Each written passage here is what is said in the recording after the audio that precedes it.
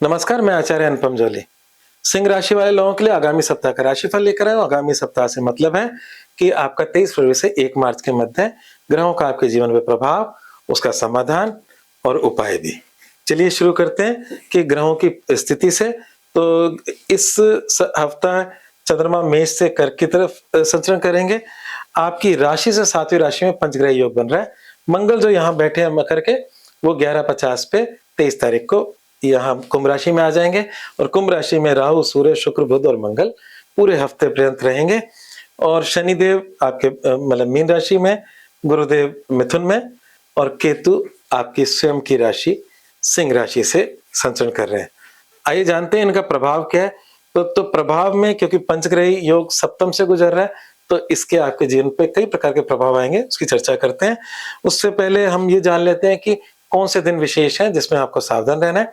सावधान रहने का मतलब यह है कि उसमें जो दिन आ रहे हैं उसमें अनावश्यक खर्चे, चिंताएं, परेशानियां, व्यर्थ की यात्राएं, ये सब ना हो, आप अटेंटिव रहें, इसलिए आप प्रिकॉशनरी बता रहा हूं।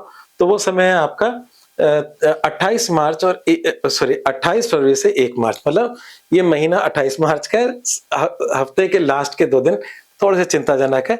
उस समय चंद्रमा आपकी राशि से 12वीं राशि से गुजर रहा होगा।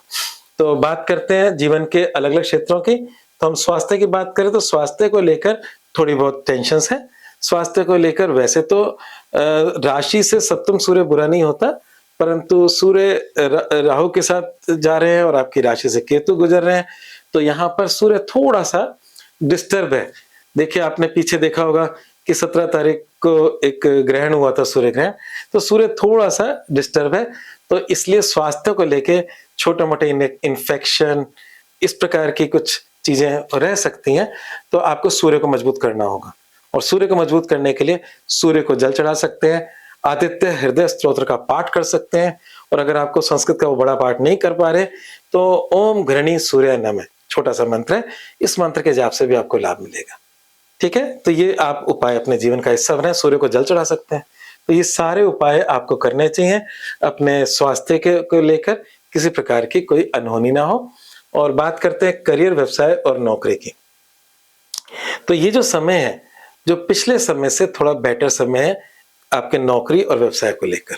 हालांकि पिछले समय में मैं कहता था कि व्यवसाय वालों के लिए कठिनाई है, नौकरी वालों के लिए समय अनुकूल है। तो अब ईश्वर कृपा से नौकरी और बिजनेस दोनों के लिए समय अनुकूल है। समय इस समय आपके लाभ का चल रहा है।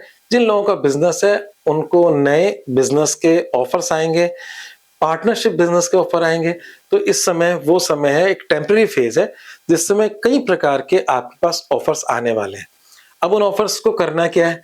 करना इसमें यहां समझदारी दिखानी है, क्योंकि आगे जाकर दूरगामी परिणाम बिगड़ ना जाए। तो ऐसे ही आंख बंद करके उन ऑफर्स को स्वीकार नहीं करना। इस समय आप अपनी समझदारी से, अगर आपके पास एक से ज्यादा ऑफर्स हैं तो उस पर पूरा रब वर्क कर लें और रब वर्क करके ही उसको एक्सेप्ट करें। क्योंकि जब आते हैं सामने से चलकर प्रपोजल्स, तब आदमी बह जाता है उसमें। तो अभी आपको समझदारी ये दिखानी है कि सब में नहीं घुसना। एक है साधे सब सदे, सब साधे सब जाए, मतलब एक आधे प्रपोजल को मतलब बहुत वाइजली ले लीजिएगा, जिस पे आप आगे काम कर सकते हैं। बात करते हैं प्रेम संबंधों की और वैवाहिक जीवन की। तो अगर हम प्रेम संबंधों की बात करें तो बृहस्पति वक्री जरूर है, पर बृहस्पति की दृष्टि बहुत अच्छी है। वो आपके मतलब प्रेम संबंधों वाले खाने को ब्लेस कर रही है, आपके वैवाहिक खाने को ब्लेस कर रही है। तो हमारा ऐसा मानना है कि बृहस्पति की जो दृष्टि होती है, जब वो आपको ब्लेस करती है, तो बहुत ज्यादा आपके जीवन में शुभता आती है। तो इस समय बृहस्पति की दृष्टि, अच्छा हाँ, अशुभता को भी थोड़ा कम कर देती है। अगर अशुभता कुछ है तो उसे भी समाप्त करती है।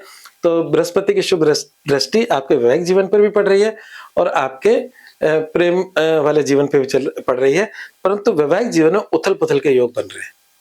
उथल पुथल के योग इसलिए बन रहे हैं कि इस समय पे जो वैवाहिक जीवन का ग्रह है वो अष्टम से गुजर रहा है, शनि, और वैवाहिक जीवन में पंचग्रही योग बन रहे हैं।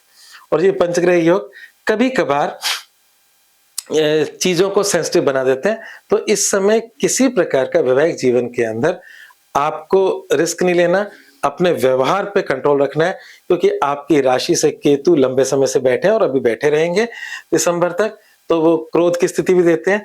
तो अगर आपने अपना व्यवहारिक पक्ष ठीक रखा और जो अभी इस समय सेंसिटिव स्थिति बनी हुई है उसको सही तरीके से हैंडल किया तो बहुत ही ये समय लाभकारी भी साबित हो सकता है ना? लाभकारी का मतलब अपने जीवन साथी के साथ किसी लाभ के कार्यों में भी आप तरक्की कर सकते हो, परंतु चीजें बिगड़ भी सकती है। तो इस समय उथल-पुथल का योग है, ये आपकी समझदारी से हाँ, हमने तो आपको बता दिया क्योंकि एक ज्योतिषी सिर्फ गाइड कर सकता है, आगे कर्म बहुत इंपॉर्टेंट होते हैं।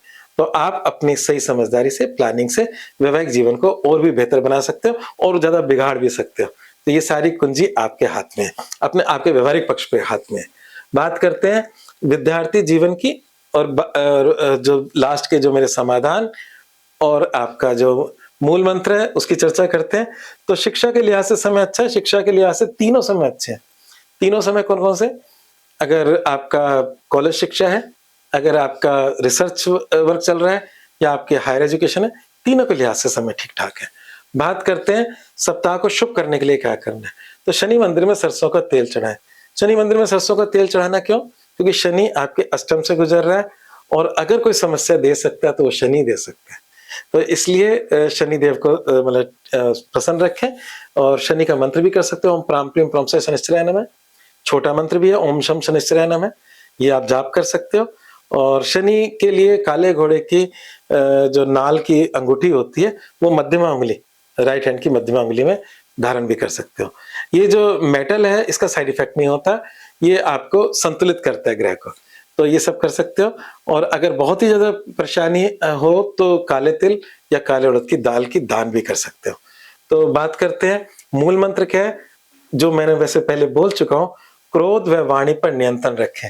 यही आपका मूल मंत्र है, इसी से सारी चीज़ें निभेंगी क्योंकि ये शनि की दृष्टि आपकी वाणी पर भी है और केतु आपकी राशि से गुजर रहा है जो थोड़ा-सा क्रोध की स्थिति देता है।